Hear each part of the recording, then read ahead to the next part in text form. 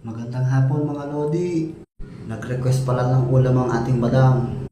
Ang gusto ay sinigang na hipon. Hindi man ako nakain na ray. Ating susubukan kung paano lutuin. Sabaw lang naman ang aari sa akin din eh. Tara mga Lods, ating lutuin na. Let's go!